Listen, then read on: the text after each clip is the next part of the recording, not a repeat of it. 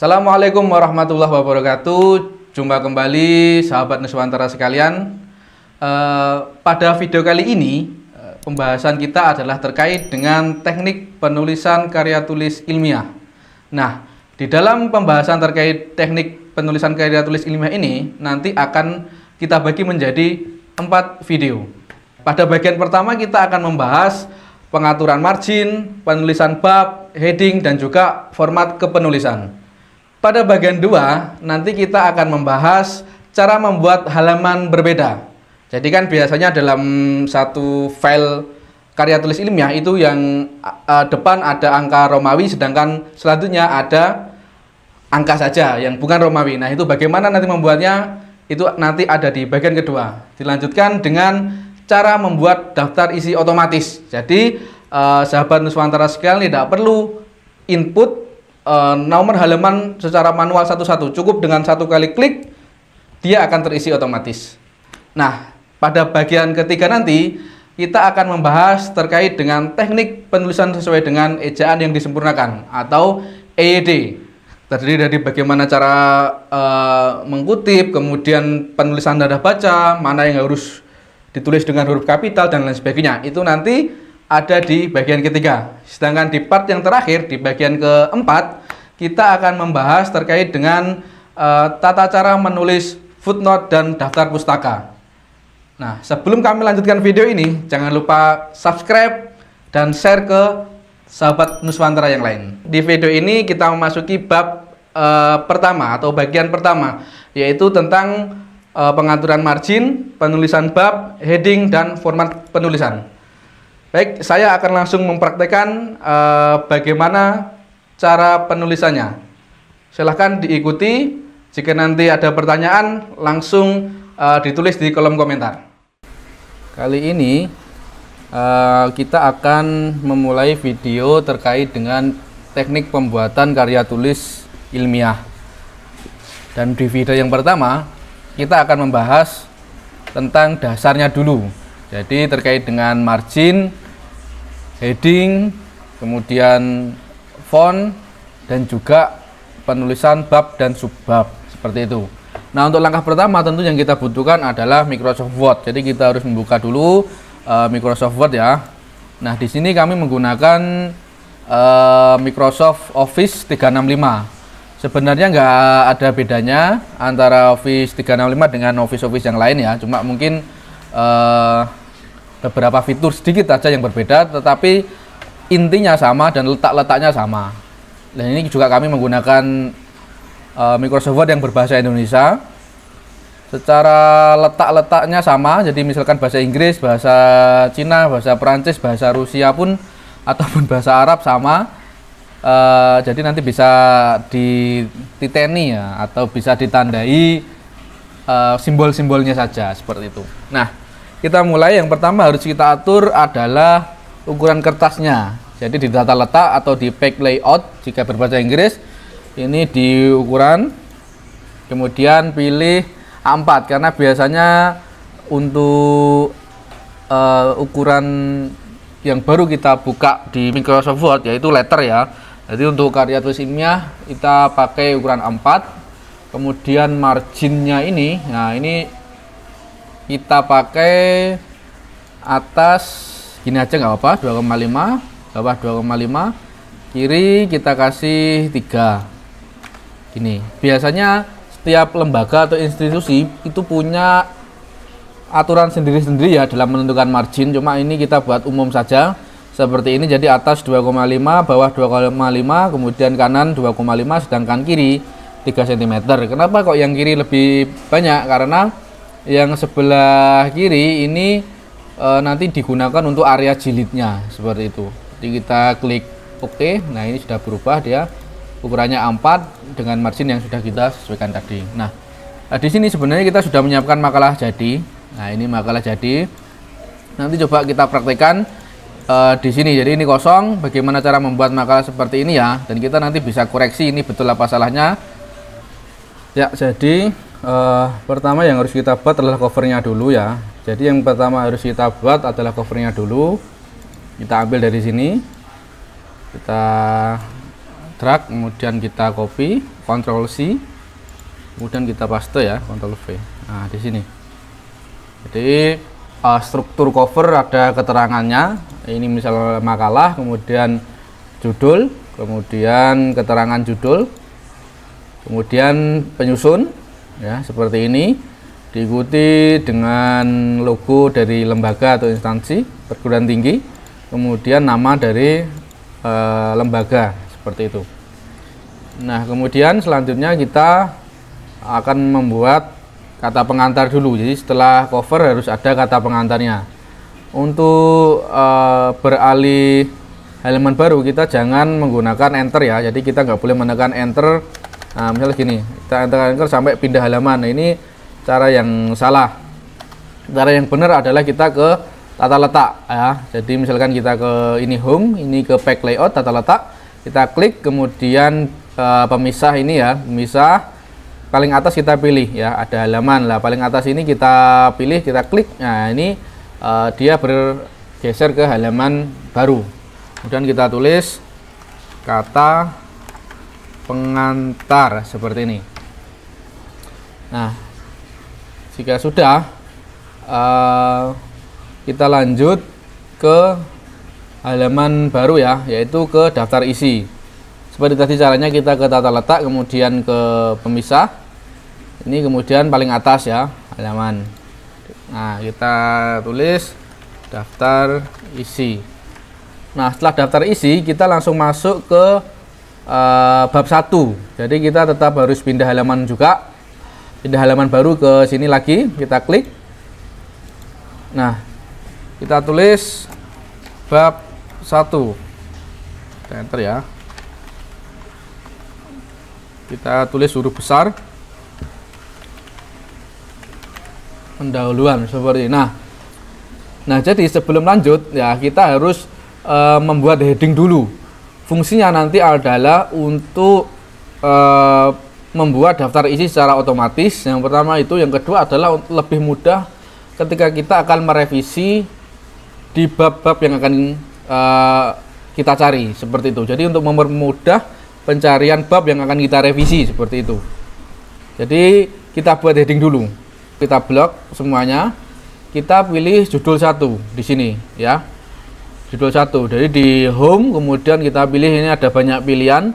Kita pilih judul 1, atau misalkan kalian berbahasa Inggris di Microsoft Office-nya ini tulisannya heading 1. Jadi kita klik aja, klik, nah dia akan berubah seperti ini. Ya.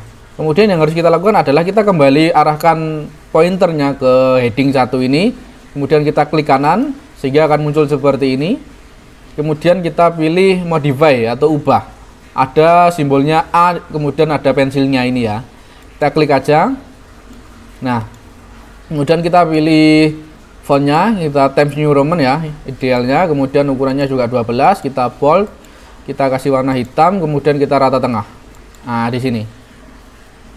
Jadi ini fontnya Times New Roman, kemudian ukurannya 12, dia nanti tebal, warna hitam, dan berada di rata tengah seperti itu.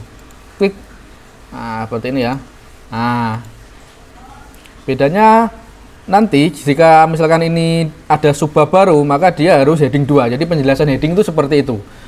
Jadi untuk bab ini berarti heading 1, kemudian nanti jika ada subnya itu berarti headingnya heading 2, heading 2 ini. Kemudian jika ada subnya lagi itu berarti heading 3, dan seterusnya. Masih banyak karena di sini pilihannya heading 1, heading 2, heading 3 seperti itu. Nah, kemudian berarti seperti daftar isi dan kata pengantar ini kita juga heading 1 karena dia adalah bab baru, pembahasan baru. Ya. Kita buat besar semua. Nah, di sini kata pengantar. Maaf tampilannya saya ini dulu. Ya, jadi kata pengantar ini kita heading 1 juga. Kemudian setelah itu di daftar isi ini juga kita heading 1 ya. Kita blok dulu, kemudian kita pilih heading 1. Tanda kita dia sudah terheading itu ada di sini. Nah, dia ada di sini. Seperti itu. Nah, kita kembali langsung ke bab. Nah, kita enter. Nah, sebelum kita lanjutkan ke subbab, yang harus kita lakukan di sini adalah kita menginput dulu ya, kita menginput dulu referensi yang akan kita gunakan ya. di sini ya, di kolom referensi atau reference. Di sini kita input dulu buku-buku, jurnal ataupun lainnya yang akan kita gunakan ya. Jadi misalkan langkah yang paling tepat itu kan sebelum kita membuat makalah kita harus kumpulkan bahan-bahannya dulu. Jadi paling nggak kita sudah membaca beberapa buku atau kita sudah punya beberapa buku atau jurnal yang akan kita kutip sebagai bahan rujukan di makalah kita. Nah, untuk membuat e-note dan juga daftar pustaka secara otomatis, maka kita harus pergi ke referensi ini dulu, ke referen ini dulu. Nah, seperti itu. Nah, caranya adalah kita pilih kelola sumber. Ya, di sini ya. Kita pilih kelola sumber. Nah, di sini. Di sini kita nanti diminta untuk masukkan baru. Nah, kita klik baru. Nah, di sini ada pilihan ya. Di sini ada buku, kemudian ada artikel jurnal, kemudian laporan konferensi, laporan biasa ya. Seperti itu, ada banyak pilihan. Jadi misalkan kita pilih buku. Nah, misalkan di sini kan sudah ada nih. Bentar ya, kita close dulu. Misalkan di sini kan ini makalah sudah jadi, kita klikkan ini ya. Misalkan kita copy dulu. Di notepad lah ya, di notepad kita buat di notepad misalkan. Nah, di ini kemudian kita kelola sumber ya, kita buat baru. Nah, di sini buku ya, kemudian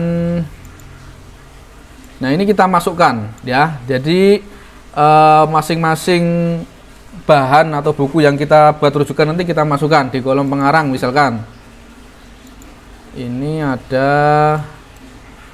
Amrullah ya, DKK. Bentar. Amrullah. Maaf. Amrullah DKK ya dan kawan-kawan ya. Kemudian judulnya apa tadi? Perilaku organisasi ya. Perilaku organisasi. Ini judulnya, tahun terbit 2003 ya, kita tulis 2003. Kemudian kotanya Malang, dan terakhir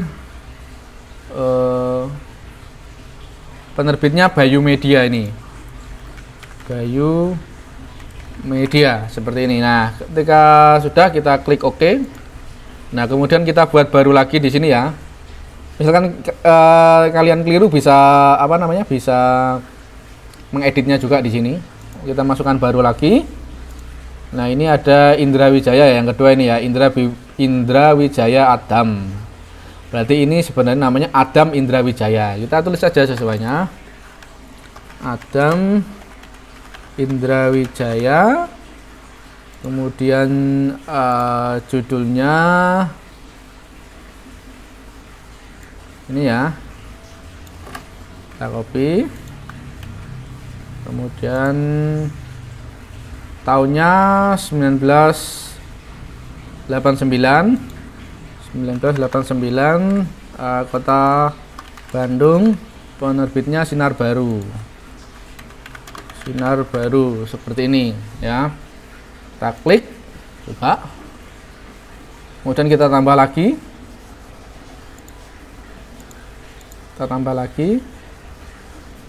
Nah, ini ya Mukijat ini ya.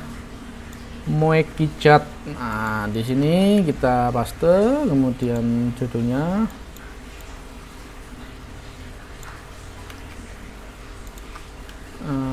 tahunnya berapa tadi? Tahunnya 2005 ya. 2005, penerbitnya kotanya Bandung, penerbitnya Mandar Maju. Mudah-mudahan kita klik OK. Kita tambah baru lagi. Ini yang terakhir ya. Suhardi Sigit ya, pengarangnya Suhardi Sigit. Kemudian perilaku organisasi Yogyakarta ya, ini kita masukkan. tahunnya 2003. Kemudian B ini ya, ini penerbitnya, kotanya Yogyakarta. Kotanya Yogyakarta. Nah, kita klik OK. Nah, memang kalau di awal-awal mungkin penggagalannya ribet ya, ribet, tinggal apa namanya ketik biasa aja. Nah, jangan keliru, nanti justru kayak gini tuh yang paling efisien digunakan ketika kalian menulis karya tulis ilmiah ya, baik makalah maupun skripsi. Apalagi jika buahnya kan nanti kalian nggak perlu ngetik ulang atau mencari-cari lagi ya. Nanti kita praktekkan. Kita tutup dulu. Nah, sudah ya, sudah, ini sudah masuk ke bank data peneliti ya. Kita close, kita close. Nah, kemudian selanjutnya adalah kita menulis subbab ya, subbab dari makalah ini ya, bab 1 pendahuluan. Jadi misalkan di sini ada ini apa namanya subbabnya ini, bentar. Ini ya, latar belakang ya. Pertama, latar belakang, kita ketik latar belakang. Nah, terkait dengan numbering atau penomoran subbab ini ada perbedaan ya. Ada beberapa versi, ada yang menggunakan huruf A, B, C, ada yang menggunakan angka seperti ini. Jadi angka 11 di sini maksudnya adalah dia bab 1. Jadi pertama ini adalah bab, yang kedua ini adalah nomor pembahasan. Jadi bab 1 pembahasan ke-1 latar belakang. Nah, misal di sini bab 1 pembahasan kedua perumusan masalah, dan bab 1 pembahasan ketiga tujuan. Ketika nanti pindah bab maka diawali dengan nomor 2 dan seterusnya seperti itu. Jadi angka paling depan di sini adalah bab, kemudian angka kedua ini adalah pembahasan bab seperti itu. Oke. Kemudian nah di sini kita pakai numbering yang huruf kapital aja ya. Jadi A, B, C dan seterusnya seperti itu. Nah, tekniknya jika kita menggunakan menggunakan huruf abjad bukan nomor, caranya adalah ini rumusnya kita praktekkan. Jadi misalkan subbab pertama ini A, kemudian jika ada bawahnya lagi, ada subnya lagi, ini harus diawali dengan angka seperti ini ya. Nah, kemudian jika ada subbab lagi maka harus menggunakan huruf kecil bukan kapital ya, seperti ini ya. Mohon maaf, saya ulangi lagi. Nah, seperti ini ya. Kemudian jika ada subbab lagi, kita menggunakan angka kemudian dikurung tutup. Nah, seperti ini. Kemudian jika masih ada subbab lagi, kita menggunakan huruf kemudian dikurung tutup. Jika masih ada subbab lagi, kita menggunakan angka yang dibuka kurung dan tutup kurung seperti ini. Jika ada subbab lagi, kita menggunakan kayak gini. Jadi harus runtut ya. Jadi ketika ini A, ini 1, A kecil, 1 kemudian dengan kurung tutup dan seterusnya. Jadi tidak boleh ketika di sini A besar, subbabnya atau anak dari A ini adalah A kecil. Jadi harus selang-seling. Huruf angka, huruf angka, huruf angka. Cara menandainya seperti itu ya. Ini diingat-ingat. Kita hapus dulu. Nah, di sini kita berarti menggunakan heading 2 ya, seperti yang sudah saya bilang tadi. Nah, ini heading 2, judul 2 atau heading 2, kita klik. Kemudian kita tetap arahkan pointer atau mouse-nya di heading 2, kemudian kita klik kanan, kita klik modify atau ubah. Kita ganti fontnya Times New Roman, kemudian 12, dia bold, kemudian warna hitam, dan jangan lupa bedanya dengan heading 1 tadi, kita harus menekan format ini di bawah ini. Nah, ini kita klik paragraf ya. Ini kita buat 12. Oke. Kemudian penomoran. Nah, ini tadi kan kita pakai A ini ya. Oke, klik. Nah, di sini. Nah, misal kita masukkan bab satunya, kita pura-puranya kita sudah nulis gitu ya. Pura-puranya kita sudah nulis, kita copy. Nah, posisi isi dari apa namanya ini subbab judul itu harus lurus dan rapi ya. Lurusnya bukan lurus di angka A, tapi harus lurus di angka L sini. Seperti itu. Nah, jadi kita tarik manual seperti ini bisa, atau lebih mudahnya kita pakai simbol ini. Nah, kita pakai simbol ini ya. Simbol ini berada di home paling depan ya.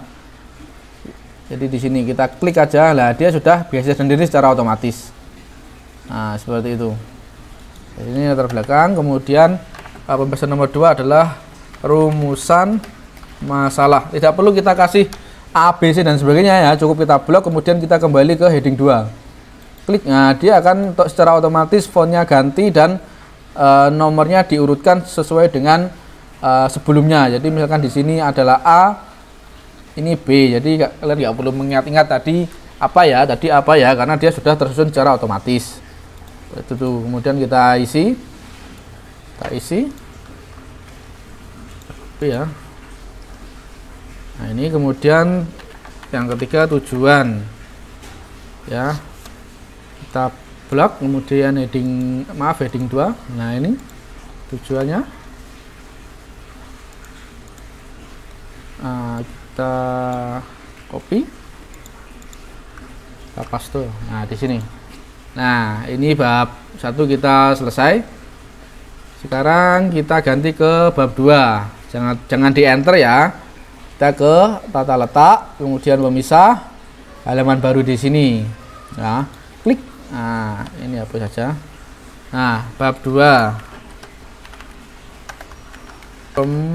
Pembahasan. Nah, ini kita blok, kemudian kita heading berapa? Heading 1. Nah, seperti ini. Nah, ini. Jadi dia otomatis ke tengah. Kemudian fontnya juga ganti. Seperti itu. Nah, setelah pembahasan kita masukkan apa ini? Pembahasannya. Nah, misalkan pengertian pengembangan organisasi. Kita ketik aja. Pengertian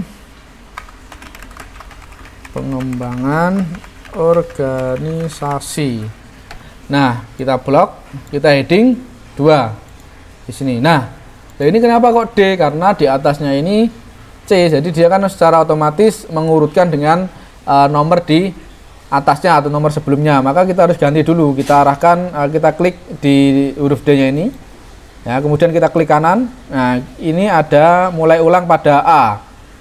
Ya, kita kembalikan ke A seperti ini. Nah, kita hentikan. Nah, ini. Maka dia akan secara otomatis kembali ke huruf A. Seperti itu. Jadi kita isi. Seperti ini. Kita copy.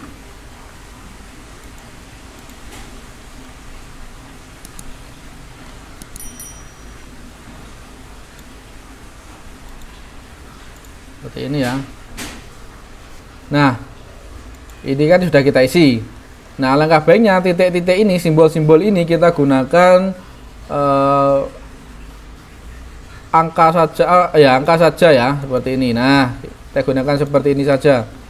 Dan ini harusnya lurus seperti ini. Nah, seperti ini ya. Nah, kita gunakan angka saja, lebih baik jangan kita gunakan simbol. Kita lanjut ke pembahasan ke subbab kedua, yaitu teknik pengembangan organisasi. Ya, teknik pengembangan organisasi. Kita blok, kemudian kita heading 2. Nah, dia B otomatis melanjutkan.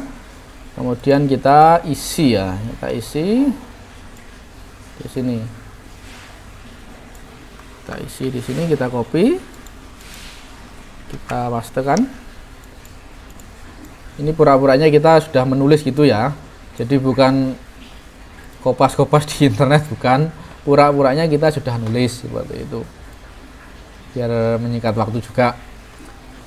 Nah, seperti tadi yang sudah saya bilang, ketika di sini menggunakan huruf kapital atau mesin menghilangkan huruf, maka di sini nggak boleh huruf, di sini harus angka. Jadi harus kita ganti ya.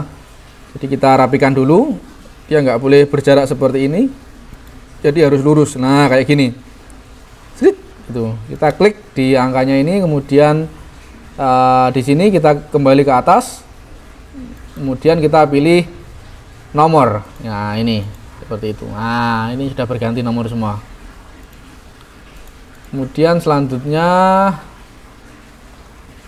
ini ya, ini nggak usah ya bagian-bagiannya, langsung ke sini saja misalkan ya, agen perubahan dalam pengembangan organisasi ya, kita lewati aja biar cepat. Intinya kan sama. Jadi misalkan di sini agen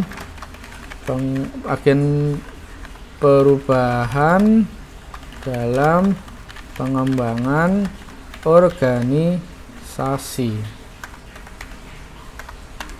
ya, kita blok, kita heading 2. Nah ini kemudian kita isikan ya, kita isi. Nah, aduh ternyata banyak ini, kita isi, pura punya kita sudah ngetik. Nah sudah selesai, maka harus kita rapikan dulu.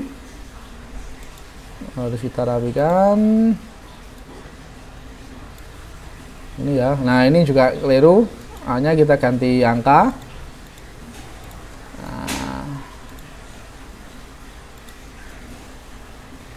Nah ini juga kita ganti angka aja, ini juga, ini sudah angka ya.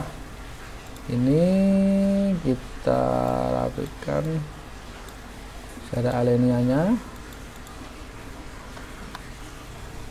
Ini dia sudah angka, ini kita rapikan juga. Untuk alenia ini ya, alenia atas ini ya, ruler ini ya, ini terserah, yang penting konsisten. Memang di sini saya ambil 1, 2, 3, 5 ketukan ya, 5 ketukan, semuanya 5 ketukan, asalkan konsisten seperti itu. Nah seperti ini ya. Nah baru ketika ini angka, kemudian ternyata ada subbab lagi, ada anaknya lagi, maka dia harus menggunakan huruf. Nah seperti ini. Nah, sudah. Selanjutnya kita masuk ke bab 3, yaitu penutup. Jadi nggak boleh kita enter ya, kita nggak boleh enter, karena nanti kalau kita misalkan menggunakan enter, dia akan bergeser seperti itu. Kalau menggunakan pemisah ini, dia akan tetap meskipun kita merevisi atau menambah. Ini bab 3 ya, bab 3 penutup seperti ini.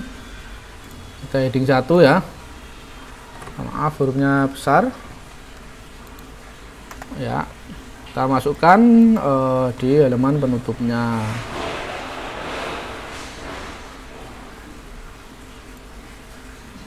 Ya ini kita pura-puranya kita sudah mengetik ya, kita masukkan. Nah ini,